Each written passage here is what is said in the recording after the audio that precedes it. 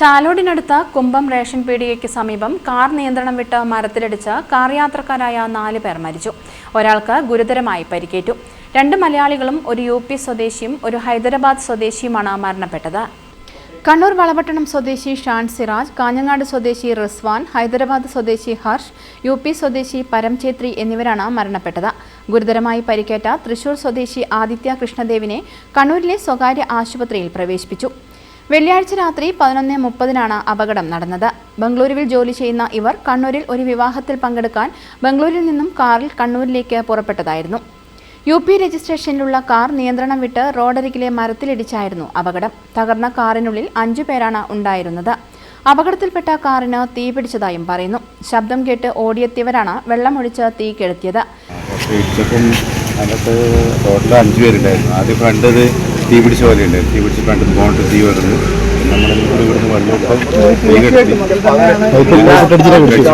പിന്നെ അതിന് ശേഷം അതിൻ്റെ അകത്ത് ആൾക്കാർ നോക്കുമ്പോൾ പിന്നെ ഒരു 4 ആളെ കൂടിക്കിടന്നിട്ടുണ്ട്. പിന്നെ ഫയർ സർവീസ് വിളിച്ച് നാട്ടുകാരെല്ലാം കൂടി പുറത്തൊക്കെ ആംബുലൻസ് കണ്ടുകൊണ്ടുണ്ട്. ബാക്കി 4 ആൾ കൂടികളുണ്ട്. ഓരോരാളായിട്ട് നാട്ടുകാർ രക്ഷപ്പെട്ടു.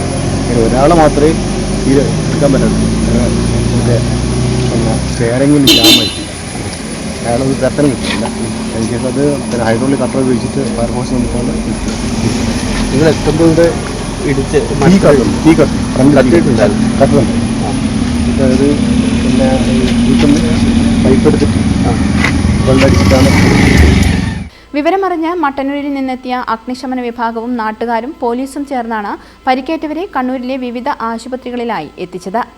ഒരാൾ അപകട സ്ഥലത്ത് വെച്ച് തന്നെ മരിച്ചു. മറ്റു 3 പേരെ കണ്ണൂരിലെ ആശുപത്രിയിൽ എത്തിച്ചെങ്കിലും ജീവൻ രക്ഷിക്കാനായില്ല. അപകട കാരണം വ്യക്തമല്ല. ഡ്രൈവർ ഉറങ്ങിപ്പോയതോ മറ്റെന്തെങ്കിലും സംഭവിച്ചതാണോ എന്ന ഉൾപ്പെടെ പോലീസ് അന്വേഷണം നടത്തിവരികയാണ്.